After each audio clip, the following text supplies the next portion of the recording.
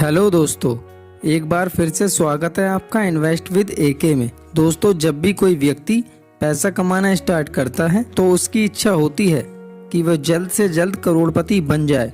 लेकिन प्रॉब्लम यह है कि ज़्यादातर लोगों को यह लगता है कि करोड़पति बनने के लिए आपकी महीने की इनकम लाखों में होनी चाहिए, जबकि ऐसा बिल्कुल भी नहीं है। यदि आप चाहें और लाइफ में सही डिसीजन लेने लगे तो आप अपनी मिनिमम सैलरी से भी करोड़पति बन सकते हो।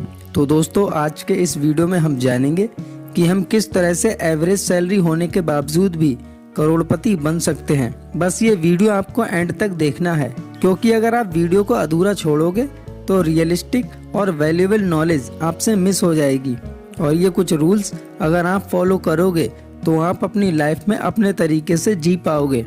दोस्तों, जब भी किसी व्यक्ति की जॉब लगती है और अकाउंट में पहली बार सैलरी आती है तो सबसे पहले ज्यादातर लोग यही सोचते हैं कि आखिर इन पैसों को खर्च कहाँ करें, और फिर ये लोग नए नए तरीके ढूंढते हैं अपने पैसों को खर्च करने के लिए। कोई सबसे पहले महंगा फोन ले आता है, तो कोई बाइक या कार की ईएमआई करा लेता है, या फिर कहीं भी दोस्तों के साथ पार्टी करके सारे पैसे उड़ा देता है। ये पहला स्टेप ही सबसे गलत स्टेप है, और फिर वह व्यक्ति जीवन भर कर्ज के बोझ तले दबा रहता है। दोस्तों, फाइनेंस एक्सपर्ट की माने तो कभी भी अर्ली एज में लोन या ईएमआई के चक्कर में नहीं पड़ना चाहिए। इसके लिए आप डबल टाइम फॉर्मूला को अपना सकते हैं, यानी कि कोई भी एक्सपेंसिव चीज जिसकी आपको जरूरत भी नहीं है, आपको तभी खरीदना चाहिए जब आप उसको कम से कम 2 बार खरीद सकें।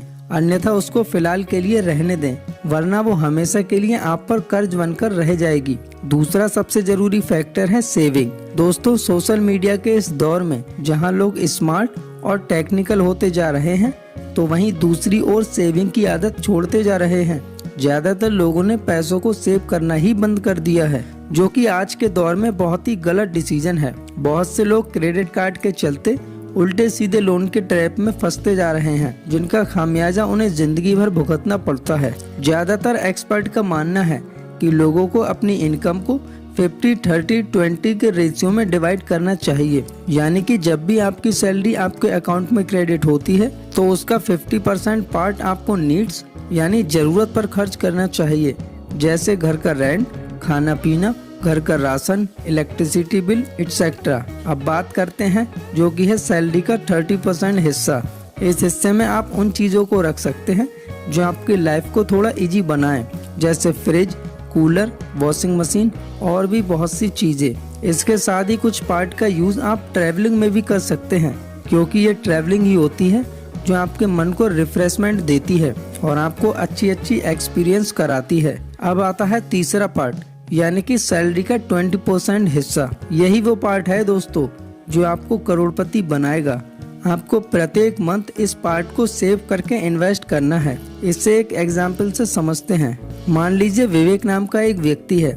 विवेक ने अपनी 20 की एज में जॉब करना स्टार्ट कर दी। वह चाहता है कि लाइफ में वह जल्दी से जल्दी करोड़पति बन जाए और अपनी बाकी लाइफ को एंजॉय कर पाए। विवेक की सैलरी 30,000 रुपए पर मंथ है, और वो हर मंथ अपनी सैलरी का 50% हिस्सा यानी कि 15,000 रुपए अपनी नीड्स पर खर्च करता है।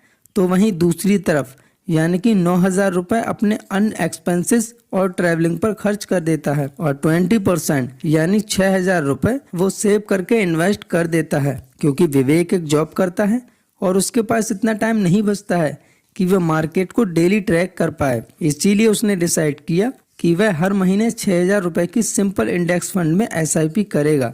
दोस्तों, विवेक ने ये इन्वेस्टमेंट रेगुलर 30 सालों तक की, यानी कि 50 की एज तक। मात्र 30,000 रुपए की सैलरी से टोटल 21,07,000 रुपए इन्वेस्ट कर दिए, जिसके रिटर्न के रूप में 12% इंटरेस्ट रेट के हिसाब से उसे टोटल 2,11,79,483 रुपए प्राप्त हुए। यानी कि दोस्तों, कहने का मतलब बस इतना ही है कि सैलरी से बचा हुआ एक छोटा सा अमाउंट भी आपको करोड़पति बना सकता है। बस आपको अच्छी तरह से इन्वेस्ट करना आना चाहिए। विवेक की तरह आप भी अपनी सैलरी से SIP और कंपाउंडिंग के थ्रू इन्वेस्ट करके करोड़पति बन सकते हो और अपना रिटायरमेंट प्लान कर सकते हो। दोस्तों, फाइनेंस एक्सपर्ट देवराम से कहते हैं कि ज्यादातर लोग जॉब ही करते हैं और उनके लिए यही एक रास्ता होता है उनके करोड़पति बनने का। मगर सबसे बड़ी प्रॉब्लम यह है कि ज्यादातर लोगों को अपनी सैलरी का सही से यूज करना ही नहीं आता। फिर सालों साल जॉब करने के बाद भी वो वेल्थ क्रिएट नहीं कर पाते हैं, क्योंकि उनका यह सोचना होता है कि इतनी कम सैलरी से कुछ भी नहीं हो सकता। जबकि इसका एक एग्जाम्पल हमने विवेक के रूप में देख ही लिया, जिसने अपनी कम सैलरी को होने के बावजूद भी करोड़ों की वेल्थ बना ली। मनी मैनेजमेंट को समझने के लिए हम हांगकांग के जाने माने इन्वेस्टर ली का सिंह की बुक से कुछ लेसन्स को सीखेंगे। ली का सिंह का जन्म एक बहुत ही सिंपल सी फैमिली में हुआ था, लेकिन इसके बावजूद भी वो मिलियनर बने। ली का सिंह ने अपनी बायोग्राफी में जीरो से मिलियनर बनने तक का सफर बताते हैं। सिंह बताते हैं कि हमें जॉब करने के साथ साथ लगभग एक छोटा सा बिजनेस भी करना चाहिए, जिससे आपका फ्यूचर सिक्योर हो सके। उनका मानना यह भी है कि हमें अपना नेटवर्क भी इंक्रीज करने की कोशिश करनी चाहिए। उनका मानना है कि किसी भी व्यक्ति की सक्सेस इस बात पर डिपेंड करती है कि उसका नेटवर्क कैसे कैसे लोगों के साथ होता है, उसका उठना बैठना खाना पीना कैसे लोगों के साथ है। वो कहते हैं कि हमें नए नए लोगों के साथ रिलेशनशिप बनाने चाहिए, जिससे हमारा नेटवर्क तो बढ़ता ही है, साथ ही साथ नई नई एक्सपीरियंस भी मिलते हैं। हमें हर महीने ऐसे लोगों को लंच या डिनर पर ले जाना चाहिए जो हमसे ज़्यादा सक्सेस और ज़्यादा नॉलेज रखते हैं। इस तरह हमारा नेटवर्क बढ़ता ही चला जाएगा और उसमें ऐसे लोग आते हैं जो अपने काम में बहुत ही ब्रिलियंट होते हैं। इन्हीं लोगों से हमें यह पता चलेगा कि सक्सेस होने का क्या राज है। इसके अलावा अगर आप कभी प्रॉब्लम में भी होंगे तो यही लोग आपको मोरली और फाइनेंशियली सपोर्ट भी कर पाएंगे।